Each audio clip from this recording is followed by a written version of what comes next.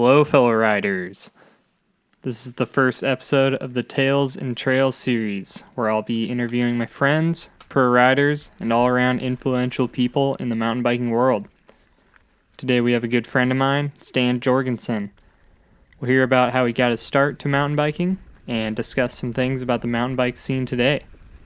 Kick back, grab a beer, and listen in while watching Stan and I shred some single track. Hello, fellow rider! Hello, fellow rider. Stan Jorgensen. What's going on, my man? Just another beautiful evening here in Sacramento, California. Can't beat it. It's pretty crisp tonight. Super crispy. Winter has come quick here. Got all this smoke, some nice fresh air, lots of particles.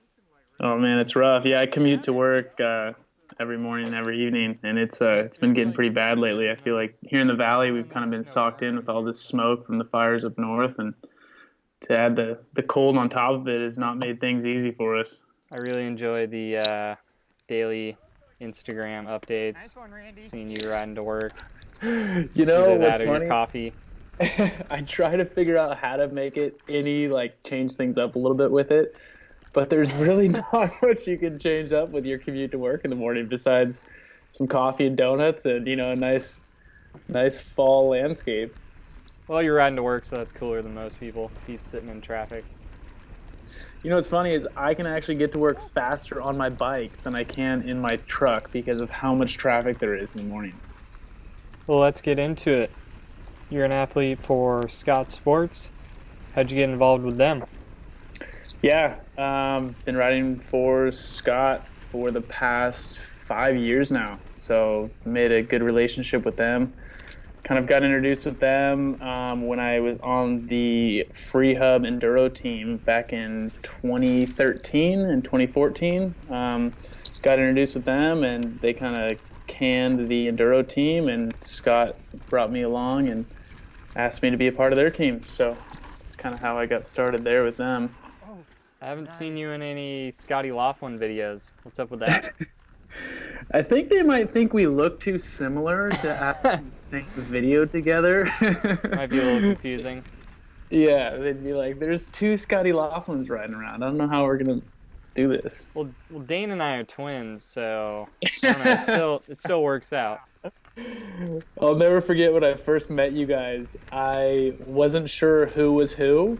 So you both were in my phone for the longest time as Dane Peterson, and I would always get you two mixed up. You told me this before. Oh, that was like when we went to Aspen for the EWS, and I actually Venmo'd you the money for the condo. Yeah. What were you doing before you got onto Scott? How'd you actually get into mountain biking? So I grew up riding motocross.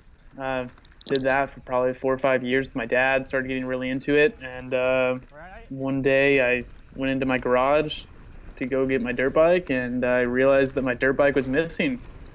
So I freaked out, and I immediately, I think I was like 13 at the time or 14, and I went up to my mom and I was like, "Mom, where's my dirt bike at?" And she's like, "What are you talking about?" Because I thought, like usual, your mom moves everything around the garage. Yeah. And someone had stolen it. She left the garage open, and someone rolled it out, loaded the back of a truck, and that was it. This was in Sacramento area? Yeah. That was at my parents' house. Shit. So that was a huge bummer, and it was kind of at that age in life where your parents are starting to kind of kick you out on your own, and they told me, well, we have insurance, but our deductible is $1,000, and they value the motorcycle at $1,000, so it was a wash. Damn. So that was that, and I think I had to been 14 because I was just almost able to work, and I started riding my BMX bike more because that's all I had in the garage, and I was trying to get a new bike, and I couldn't afford to buy a new bike, so I kept riding my old Diamondback Joker. It was throwback, pegs front and rear. Oh yeah. And so I was at the bike shop, and I was asking for a job, and they were like, "Oh, well, you're not 16, you're not really old enough to actually work here, but we need a Grom to sweep the back of the shop. So that's kind of how I got started. And I was sweeping the back of the shop, making a little bit of money here and there, and was able to afford to buy a Specialized P1. And that was kind of the start to my mountain biking life. What shop And was this at? that was at Bob's Bicycle on Fair Oaks and Oh Sunrise. yeah, I bought a Yep. fuse. I bought a fuse back there in the day. Oh, okay. There you go. BMX days. Yeah, Um, hell yeah.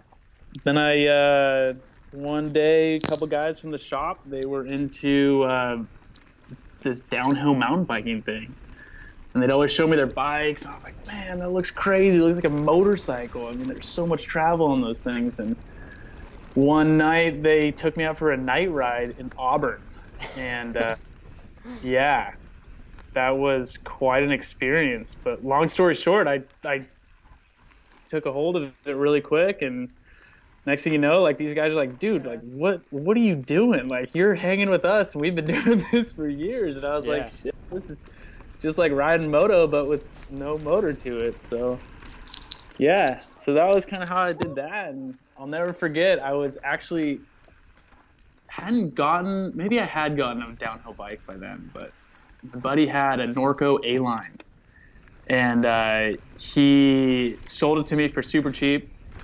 And I was at Power Inn Skate Park one night riding around, and here was um, Brad Benedict and Ryan Condershaw. Oh shit. And I was on Loke my dogs. hardtail. I was on my hardtail ripping around, and these guys were just clowning on me. I mean, they were on the BMX bikes, and they thought they were so sick, and they were just totally just giving me shit. And I'll never forget, I was literally sitting there in my car with my buddy, and here they come ripping around the parking lot in their truck, and they hold up the issue of Decline when it's Brad Benedict and Ryan Condershoff on the X Fusion team. And they're both doing their whips off the famous table on the Sea Otter downhill course. Yeah. And they look at me and they're like, support the industry, bro. And to this day, Ryan Condershoff and I will always joke around about it because it was something that I won't ever forget, and I don't think he'll ever forget either. But yeah, and it's funny how little things like that are things that really get you fired up. And I was like, fuck those guys. Like I'm gonna go out there and I'm gonna beat those dudes. Like I want to fucking be that guy. I was like, I want to be on the cover of a magazine. I want to be, I want to be someone someday. So Dude, yeah, from there I just started racing mountain bikes. Gotten into downhill. Did like the North Star downhill series. That was kind of like my first thing, like 2007, I want to say. Back when it was actually a thing. Yeah. Oh man, it was rad. Like the I just remember like the trails actually having dirt between the rocks. Like I mean, there was obviously like their gnarly bits to it, but like I specifically will never forget like riding Gypsy, where it was like amazing, like so rad, like old school Gypsy before they added all the wood features and did all that. Wasted all their money with that. Oh man, dude, that's a crazy story. Throwing in Brad Benedict and Ryan Condershoff in there. Two legends. Yeah, no, it's cool. It's this year at TDS, Ryan actually raced and threw down some heater of times. Like he smoked me on a few stages, and he was ripping. So it's cool. Yeah, I'm looking at the results right now. Ryan Condershoff got 11th on one of the stages. 11th at TDS is no joke. No, and the crazy thing is, like, I mean, all those times are all so stacked. Like, you could be 10 seconds back, and that's like 20 places, 20, 30 places sometimes. More. Yeah. Yeah. Like, everyone, I mean, is so on it. I mean, that's such a difficult race for a lot of people because it's the first real race of the year, and it's one of the gnarliest races. I mean, it's no joke. And there's like, there's such like pressure, I feel like sometimes to like go all out. Because of all the fans and just like the way the trails are, like, people might say like, oh, I'm just gonna chill, but dude, you start going down your run and you start getting fired up and you're just like, trying to pin it. Sure.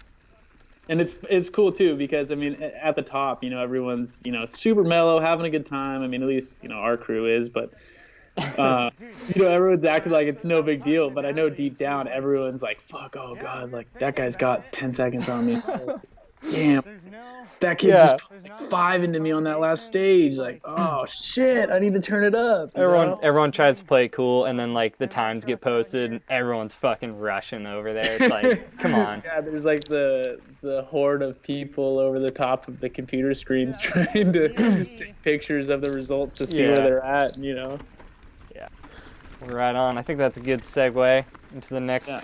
next topic. So, what would you like to change about mountain biking?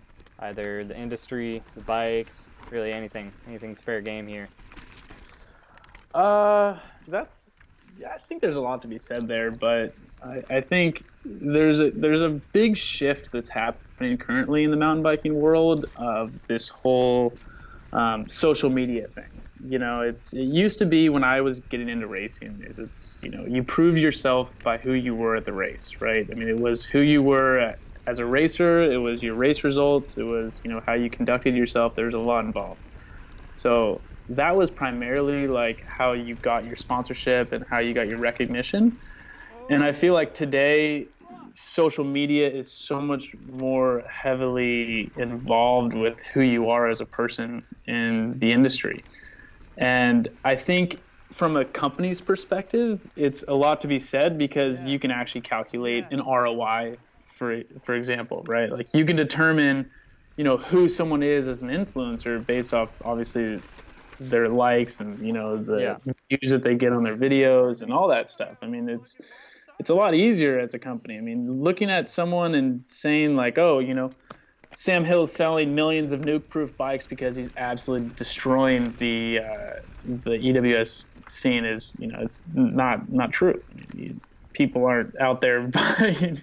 Obviously, you're gonna have your crowd of people that are insistent upon riding their flat pedals and doing the Sam Hill lifestyle. But I think that they're, like I said, it's a new world and it's social media now. It's huge. Totally. Of course, I can't quite agree with you completely coming from my perspective, but I definitely think that there might be like too much of a focus on it sometimes.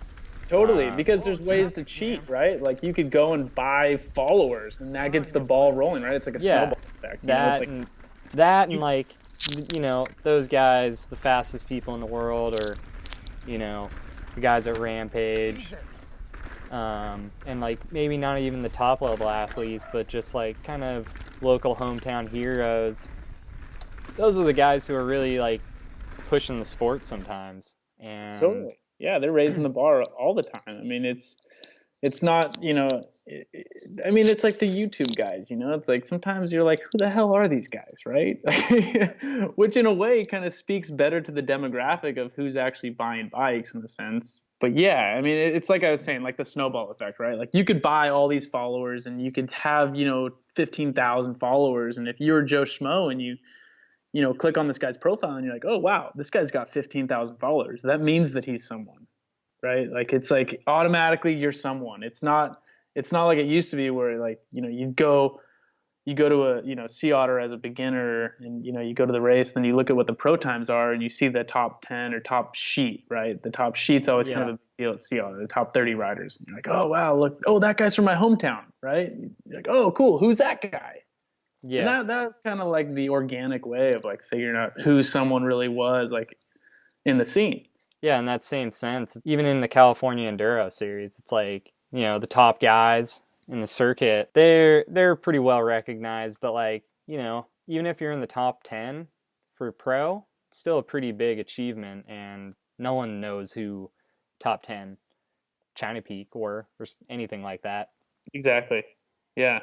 Like you can get more famous off a 15-second video on your Instagram of you hitting a cutty in the parking lot, right? Like you can get more recognition. I mean, it's like I spend a lot of time in the summertime up in Downeyville, and it's like people come up to me and like, dude, oh my god, that video of you in Trail Peak was insane. Like you guys were fucking flying, like nuts. Like, and I'm like, cool. When in reality, I'm like, that's awesome and all, But like, I wish someone would be like, "Oh, dude, like you are such a fast racer. Like I always see you at the races, and like, man, it's like it's inspiring to like meet you and like get to know you, right? But it's like instead, it's like, oh, dude, I saw you in that Trail Peak video, dude, it's so sick. Like it's just like a different world we live in today. Yeah. So that would probably be one thing I'd change in mountain biking. One of the things I would like to change is get some more trails here in the States or California. Totally. I can't really think of anything that new apart from a couple areas that have been built in California in the last couple years, besides like unsanctioned trails. Right. Like the And newest thing, that's what it's all turned into is everyone yeah, rides these like illegal unsanctioned trails, right? Like that's why I've gotten rid of my Strava. I haven't posted anything on Strava in years because it's like I finally realized I was like, wow, I was like everything I ride I should not be posting on Strava. totally. In our area, really, you got like Auburn, Georgetown, Tahoe in the summer. That's about it. Right. And Georgetown is kind of the new cool spot. I mean, Yeah, I dig that place. but they're not new trails. They've been there forever, and it's just Yeah, I mean, we can all get over Auburn real quick. I mean, that takes a weekend there, and you're like, okay, let's go ride something different. and it's like so weird because I think it's very specific to California. Yeah, yeah, totally. And that's why personally I spend so much time in Downeyville because I mean, it's places. There's so many undiscovered gems there that I mean, you really got to get out there for yourself and start kind of snooping around and reading maps and looking at where you want to go. Totally. Rather than finding or riding new stuff, just Right. finding some old stuff. Right. I mean, it's not like getting dropped off at the top in the shuttle and riding the classic route isn't a blast, but I mean, you can only do that a couple hundred times before you get, bored out of your mind. I don't know, man. Butcher Ranch seems to never really get old. It's always a blast riding down you're right. that. You're totally right. And what's cool too about Downeyville is like there's so many different seasons to it, right? Like you like the springtime when everything's kind of thawing out and the trails are real good, but they ride kind of slow. And then the summer comes around and it gets all hot and hard packed, and all of a sudden you're just going mock stupid through the trees, just pinging your rims on every rock and route around. And then the classic comes through, and everyone's practicing it, so the trails get beat. So it's like all these new lines start forming, and the trails become like a whole new animal, which is cool too. Like I dig it. But there's also something about like going back into Lakes Basin and just getting lost and finding old school mining trails and doing that. It's something in its own. Totally. Stan, great talking to you. Thanks so much for doing this. All right, man. Well, thanks for getting me on here. It was good to talk to you. Good to discuss a few things. Take it easy, fellow rider. Thanks so much for listening, everyone. Tell me what you thought about this video in the comments. Also, let me know what questions I should ask or topics we should discuss next time.